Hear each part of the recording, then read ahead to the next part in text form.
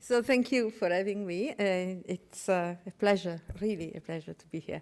Also because it's the first time that I am reading this, or I'm presenting this paper, which is part of a chapter in a multi-volume project sponsored by the International Panel on Social Progress, chaired by Amartya Sen.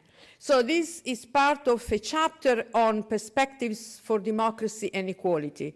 And I cover only one issue, the issue of populism. And this is what I'm going to present today. So the lecture will take almost 40 minutes, I think. It's divided into several parts, and I will every time, make you, inform you about this new part. There are different parts, one concerning the challenges from within, what does it mean that? The other one is connected, this idea of populism with democracy and thus the promises of democracy. And finally, I would like to tell you something about the context-specific orientation. Populism you cannot decontextualize. It is part of the context. And finally, whether populism is simply an ideology or instead also a strategy for achieving power, as I think. So after years of neglect, populism is now a central theme of political experience and research. Until recently, interest in the study of populism was traditionally strongest among scholars who saw it as a problem. Political scholars who have suggested that populism might have a positive role to play in contemporary democracy are few. For this minority, however, populism's putative virtues include folk politics versus institutional politics, the concerns of large numbers over the interest of the few, the lived experience of local, the village, the neighborhood over the abstract, distant state, and finally, the consistent actualization of popular sovereignty as the substance of the whole over and above constitutional rules. So I can mention names, Canavan, Mudd, and Kazin and Laclau. So this is the trend.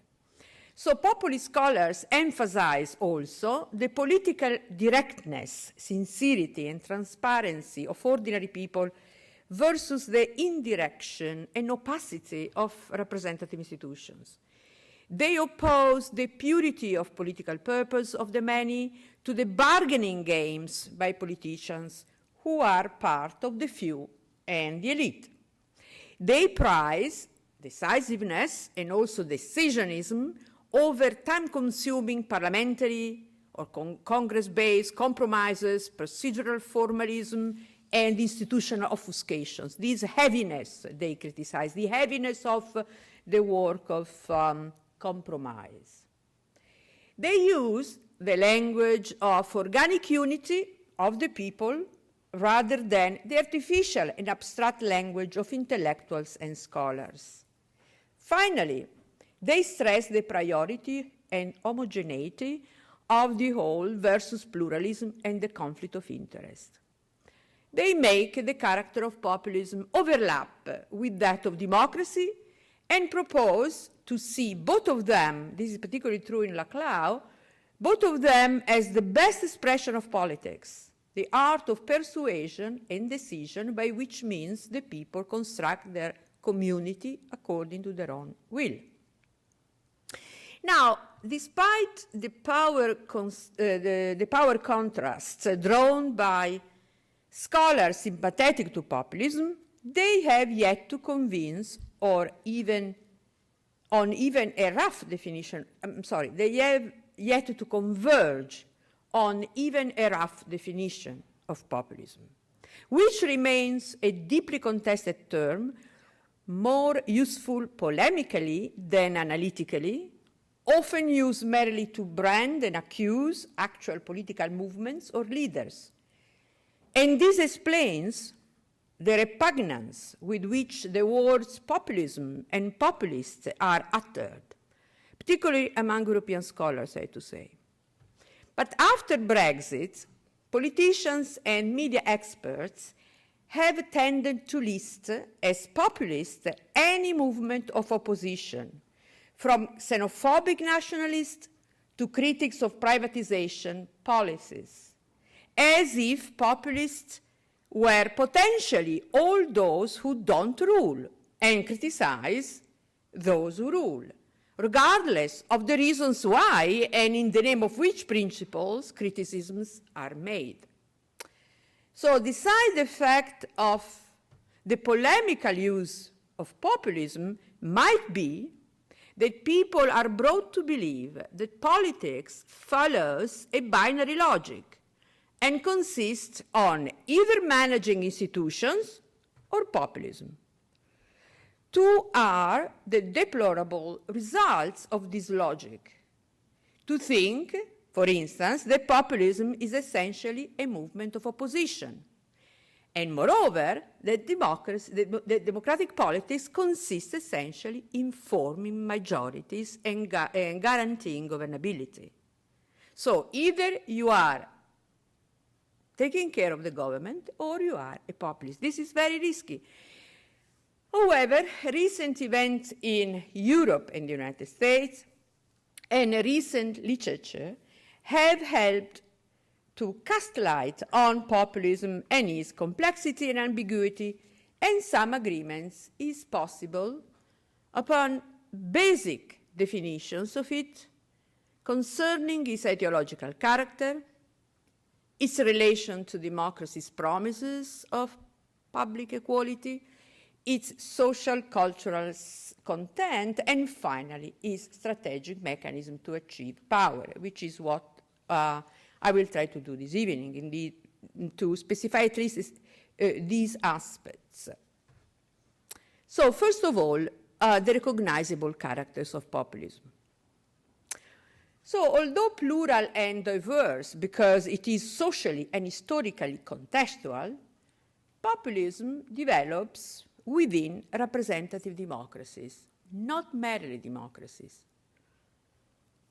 Because it is a fight over the meaning and representation of the people, an extreme expression of intense majority politics, and thus a straining of constitutional democracy to its extreme limits, beyond which a change of regime could happen, like a dictatorship. So populism is within representative democracy as is borders, stretching toward the borders. So recognizing populism's contextual specificity and pluralist manifestations is doesn't prevent us to use comparative analysis in view of understanding the reasons of its present success in democratic society. All populist movements, they exhibit a strong reservation and even hostility to the mechanism of political representation, namely to political parties, in the name of an almost unanimous collective affirmation of the will of the people under a leading figure and above party pluralism. Yet they don't renounce representation to institute a direct democracy. I, in fact, call this phenomenon as a kind of, and this is an oxymoron, but just to express myself better, to have a direct representation, to represent the people directly without the intermediary steps that political parties or associations give you. So the people and the leader speaking in the name of the people, or as Trump said in the inauguration day, like an evidence of what I was thinking, I am the people. I give voice to the people. I am the mouth of the people. So this kind of combination and unity of the people through representation that the leaders is proposing. This is the form of representation I'm talking about. So populism is parasitical on democracy in general, but it's not parasitical on democracy in general, but on representative democracy. It is a distorted, if you want to say so, radical form from within, radically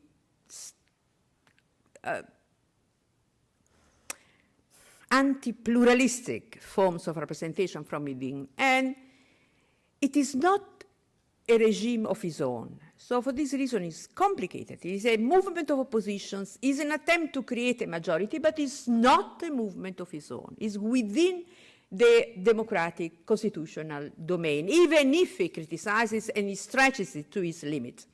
So the relationship of populism to democracy is an issue of contention rather than compatibility.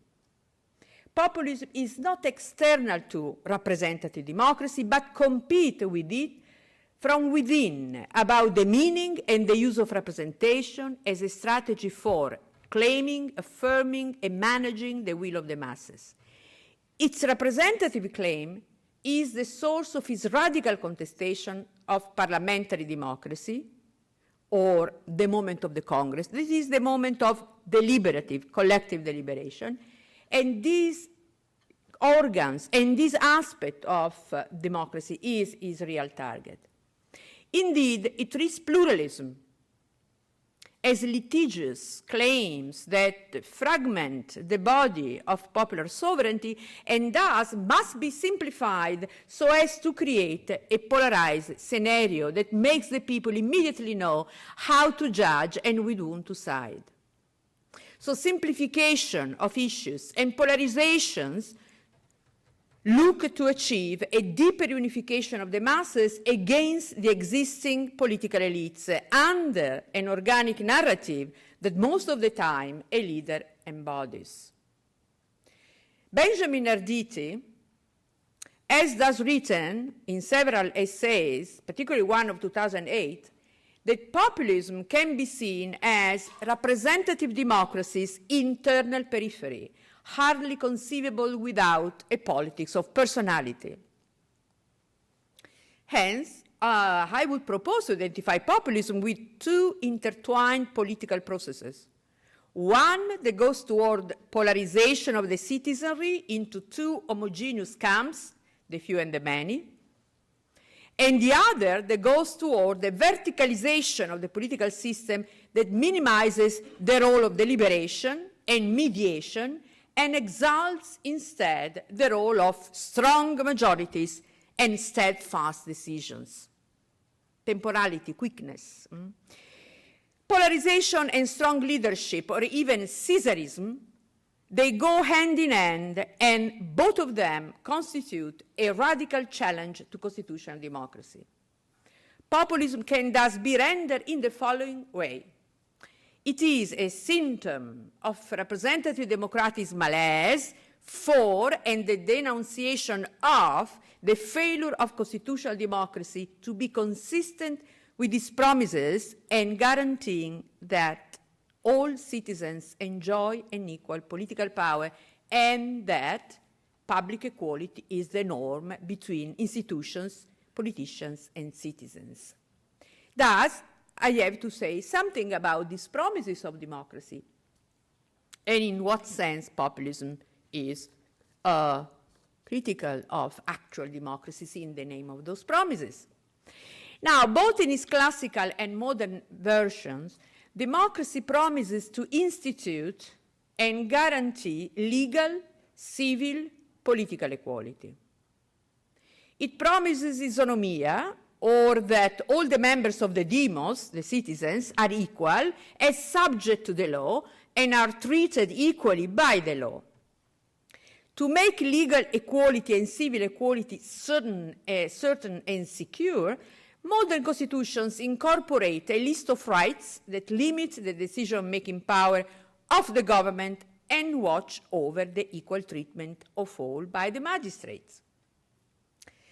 Democracy promises also isegoria, or that all adult citizens have the same political power when making decisions on public issues, or because they vote directly, or because they vote for, but moreover to have the power of forming issues, forming opinions, not simply voting. So there are the kinds of powers we have, and for this reason we may call democracy as a diarchy, two authorities, that of voting and forming opinion.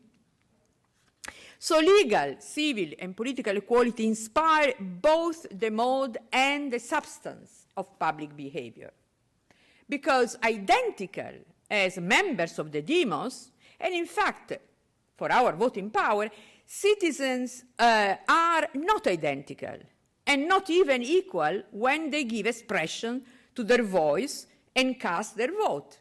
So in relation to its promises of equality, thus, democracy proposes things that are at first glance contradictory, or they seem so.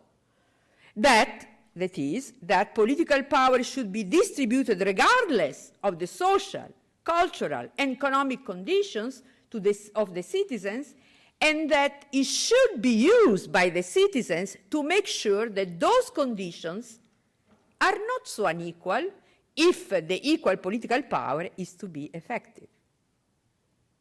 So democracy claims that procedures must ignore the social conditions of the citizens, and yet that they will be used so that the citizens can make their social conditions as close as possible to their political status. So this tension, the tension between formal and substantive equality, is in the very genus of democracy. Not an accident or a defect, because citizens' equality refers to both a way of making decisions and a way of participating in the making of them, government and politics. So this makes a procedural conception of democracy simply an incomplete picture by necessity. A purely procedural reading is too narrow to be explicative of the potentials and transformations with which a democratic society is capable of.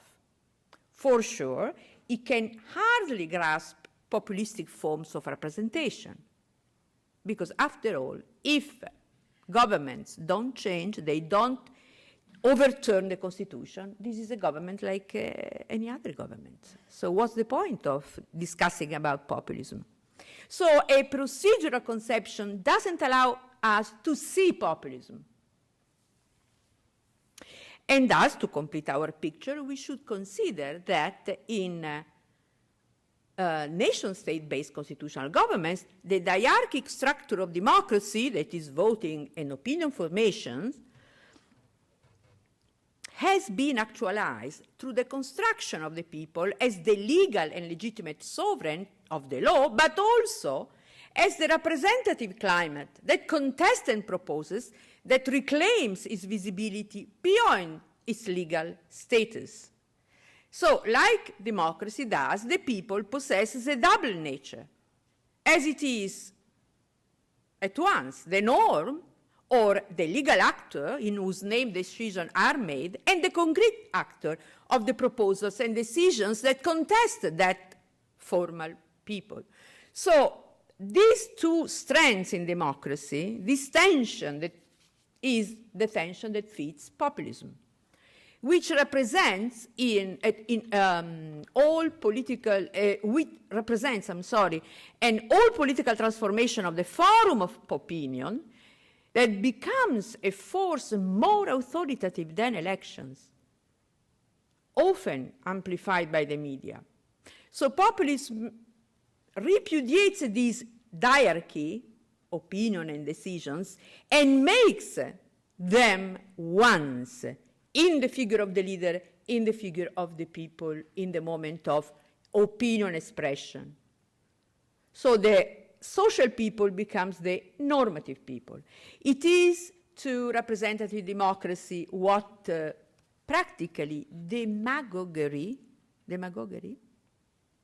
was to direct democracy. It's the similar, the equivalent. Think about how Aristotle defined demagoguery.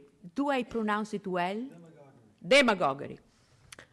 He said three things about it. First, it's a permanent possibility in democracy insofar as it relies upon the public use of speech and opinion like democracy. So there is no way of not having populism. It's there. Second, is a more intense use of the principle of the majority, so that to make it almost absolute, or a form of power more than a method for making decisions. So majority becomes the power, not simply the method. And finally, it is like a waiting room for a possible tyrannical regime. Not yet, though. So to complete thus the analogy with the demagoguery, is right, we may list four characteristics of populism. It flourishes as a fellow traveler of democracy. It is a radical form of democratic action as strong majoritarianism. It develops in time of social distress and increasing inequality. And its outcome may be risky to constitutional democracy. Then I also said that, however, populism has some contextual specificity we cannot ignore. And this is the other part of the lecture. It's a complex category, hard to synthesize in a clear-cut definition. And populism thus factors and implications are deeply contextual and connected to the malaise, some scholars use this expression, malaise of democratizing or democratic societies. In the United States, where, of course, the term was coined, connected to a party name, in the age of post-Civil War industrial reconstruction, in the United States, it never produced a regime change. Thus, populism developed along with political democratization and was and still is predictably met positively by historians, by political theorists and scientists because of its claim of inclusion of the many and not so well represented people. Born when the country was ruled by an elected notabilate representing the interests of an oligarchy, that is before universal suffrage was implemented, the Declaration of Independence, the Bill of Rights, became extant conditions for a more democratized polity, and populism, a collective movement against, I quote from Frank, Jonathan Frank, against the domestic enemies of the people. In the name of an alleged purity of the origins of popular government and its adulteration by the artificial complexity of civilization and the institutional organization of the state, as Christopher Lasch wrote in 1991. So the bureaucratic and normative state apparatus, which started to be built in mid-19th century, made the work of the government more distant from the people, its operations more opaque and hard to be understood by ordinary citizens. On the other hand, and by contrast, in some Latin American countries, the land of populism in Carlos de la Torre's words, populism has been met with mixed feelings in relation to its historical phases, depending on whether it was evaluated at the beginning of his careers or at the apex of his fulfillment as a regime, or as an opposition party mobilizing against an existing government or a regime of itself, and also as a regime in its consolidation or a regime facing a secession in power. Think about recently Venezuela. As in the United States, populism in Latin America also emerged in the age of social modernization, but much like fascism in Italy, it governed the path toward modernity that used state power to protect and empower the urban popular classes repressed dissent, and meanwhile implemented social welfare policies. Thus, Ernesto Laclau described populism, and Peronism in particular, as a strategy of hegemonic rebalancing within the power blocks through the incorporation of the popular democratic ideology of the masses within the ruling majority. Finally, in the Western Europe, populism made its early appearance recently. I'm not talking about 19th century Lenin interpretation of populism, it's another story. I'm talking about 20th century. It's made its earlier appearance with democratization in the early 20th century, along with the colonial expansionism, the militarization of society coinciding with World War I, and the growth of ethnic nationalism. It helped justify xenophobic ideologies that aim at homogenizing the nation and, in fact, promoted fascist regimes based on mass propaganda, political simplification of friends' enemies, divide, and Caesaristic leadership incorporating the people as one. So, today, populism is growing once again, successfully, not only in Latin America and in poor societies struggling to modernize and democratize like in the past. Populism is back in several European countries within a supranational quasi-federative context and several decades of cosmopolitan cultural of rights and toleration that lessened nationalistic politics. The European Union, which developed as an anti-totalitarian project after World War II, is a novel frontier of populism, which is re-emerging, and this is for me very important, no longer and simplistically as a claim to go back to a pre-European Union order, but rather as a design for a new representation of the European project made of ancestral totalities that protect themselves against external sources of contaminations, which are two, quite opposite, the affluent cosmopolitan elites and the immigrants. So decline of socio-economic well-being combines with an erosion of democratic legitimacy in relaunching populist leaders and movements in several European states and also in the United States, which is experiencing a resurgent nativism aimed against immigrants, which is like old Europe, and is no longer the exceptional and only place in which populism is the name of folk democracy and good democracy. To be sure, there are some left-wing forms of populist movements also in Europe, in both continents, that claims to be inclusive to the new immigrants rather than exclusionary, yet they make their claim not always in the name of democratic promises, but as a challenge to the establishment of representative democracy. And in some sense, they are very weak as populist representatives. Even the very Podemos is in decline in this moment. So, Renaissance populism witnesses a decline of confidence in core representative democratic institutions, such as parties, parliaments or Congress, and elections.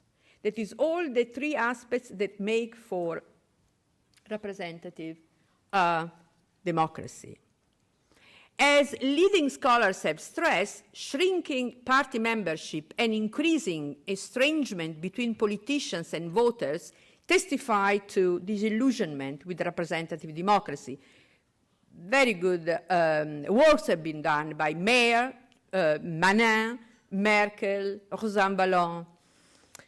Politicians are regularly accused of having lost touch with ordinary people's concerns and made politics into an insipid mainstreamism that chooses to neglect society's most grave needs and concerns in order not to compromise electoral consent.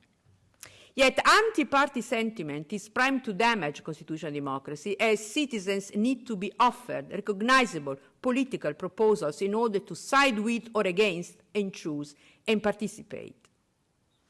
In consolidated democracies, populism seems to follow a cycle of electoral abstention and apathy, which is a side effect of mainstreamisms and the origin of citizens' mistrust in party politics, the growth of anti-party sentiments, and the attraction of the populist rebuff of practical democracy.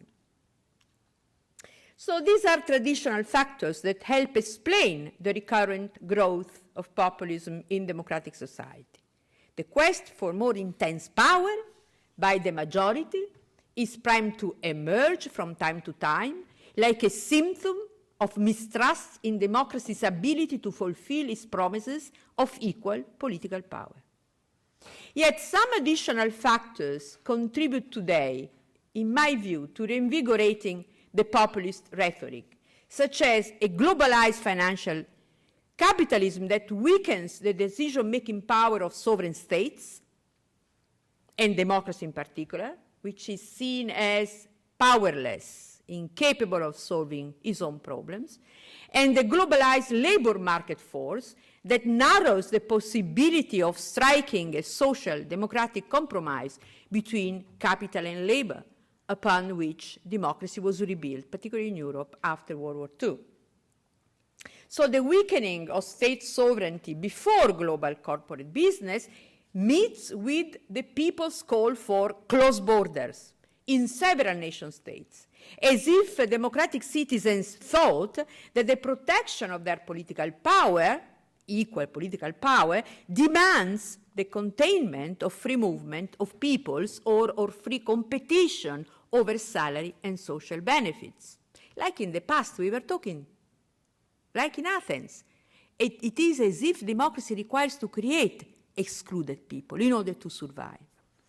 So, like in the past, populism associates the politics of social redistribution with protectionist policies. In addition, the dramatic phenomenon of terrorism associated with Islamic extremism propels a politics of state security at the expense of civil rights and highlights the nationalistic character of democracy as a vital condition of cultural and religious homogeneity to be protected against external enemies. Hence, in several member states of the European Union, anti-European sentiments, economic distress, and cultural discourse dominated by cosmopolitan elites determine a representative deficit which can open a political space for those who have the perception of not having their voice represented. So populist leaders are primed to find there an inviting milieu for their anti-establishment plans. Now, in a globalized world such as the one that I sketched briefly, populism comes to play two roles: that of denouncing social inequality and the privileges of the wealthy few, and that of reclaiming the priority of the national unity of the people. Resuming the two ancient categories, ethnos and demos, whose mixes steer the construction of post-Enlightenment century democratic people, that is our own environment, one might say that populism's renaissance in several democratic countries is both a symptom and a triggering force that can disrupt that mix between ethnos and demos. Indeed, on the one hand, the demos, which is the political people, tends to deflate its political meaning as the collective of equals in power, citizens or electors, and to translate itself into a social unity identified with the majority. And on the other hand, the ethnos, the nation, which the political nation of equals before the law was meant to deprive of all ancestral and nativist meanings, tends instead to be identified with pre-political characters, not acquirable by simply being subject of the law. So, briefly, populism combines two processes of politicization of the ethnical aspect and of ethnicizations of the political aspect that have made for the popular sovereign in modern democracy. It shows how weak and context-dependent the roots of representative constitutional democracy are. And thus, I go to the last part, few pages, on populism strategic mechanisms, because I believe that, and based on this premise, this seems to be clear, a distinction has to be made between populism as a popular movement and populism as a ruling power. A perspective that allows us to face populism both in its rhetorical style, its propaganda and ideology, and finally, its aims, which is achievement of power. It's not simply an ideology. This double condition, movement and ruling power, mirrors the diarchic character of democracy I sketched before.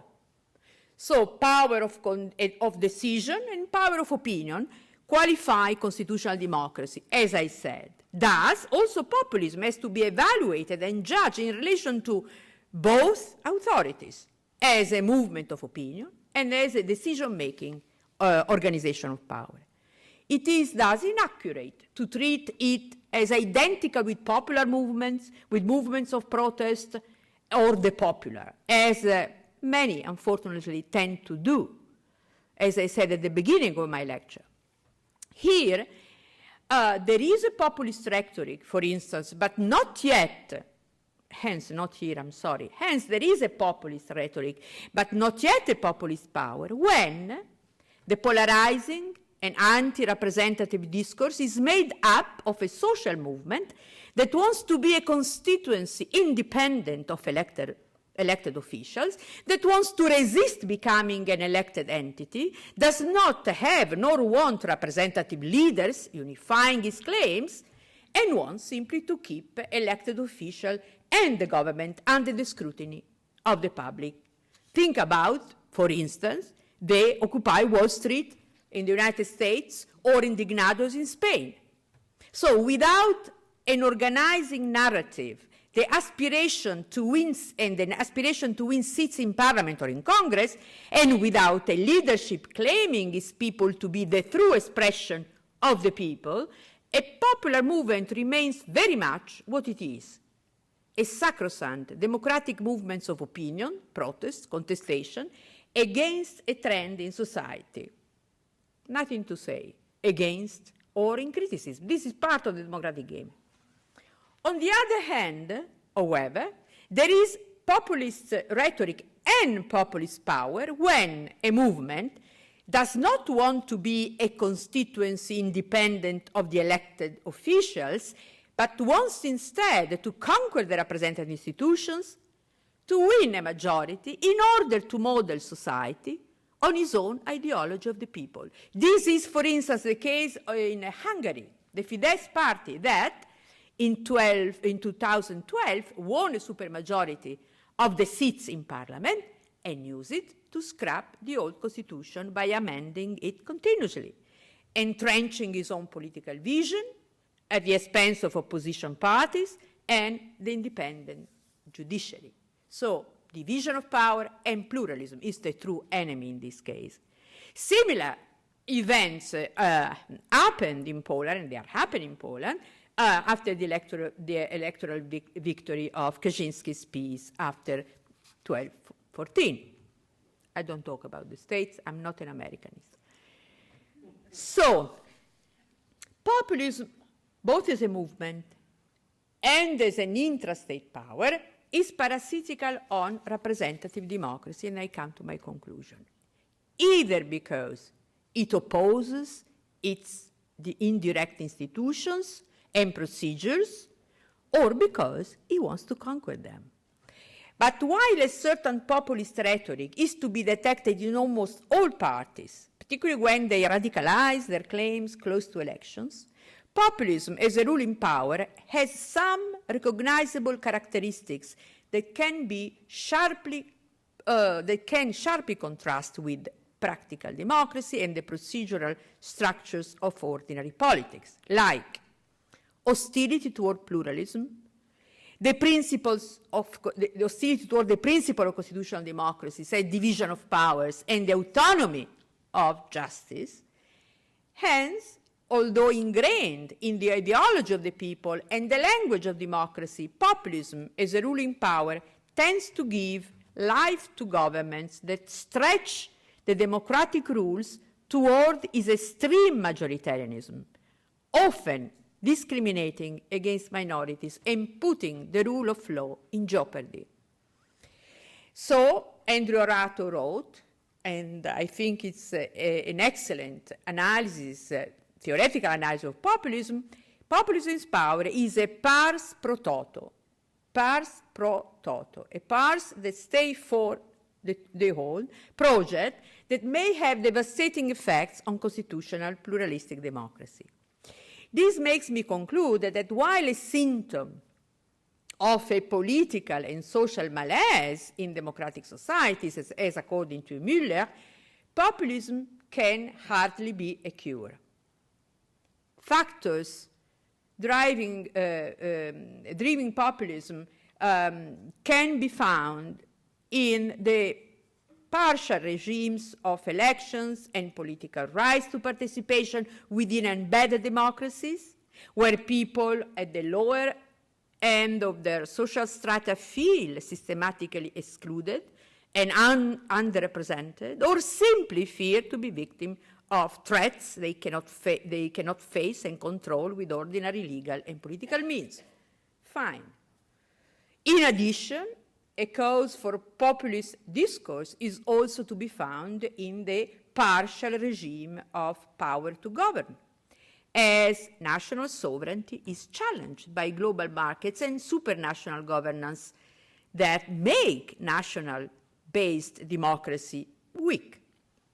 Yet, regardless of these social specificity and understanding condition, the objects and the objective duress that this system, that these difficulties, they fuel, nonetheless, if populism comes into power, it explicitly challenges the proper working of civil rights regimes and the regime of horizontal accountability, granting too much power to the executive, so decisionism and democracy of the leader, at the expense of the legislature and the judiciary, that is, deliberation and the rule of law. The question is that, although populist leaders seeking power promise to include the excluded and overturn an elected oligarchy, once in power, they end up by attacking the institutions of liberal democracy, seizing central government, controlling and even repressing social movements and oppositions, thus, at the end, limiting civil liberty and contrasting media pluralism or pluralism of visions. For this reason, the last words, although a symptom of malaise, as many scholars recognize, malaise of democratic societies, populism can hardly be a remedy. Thank you so much.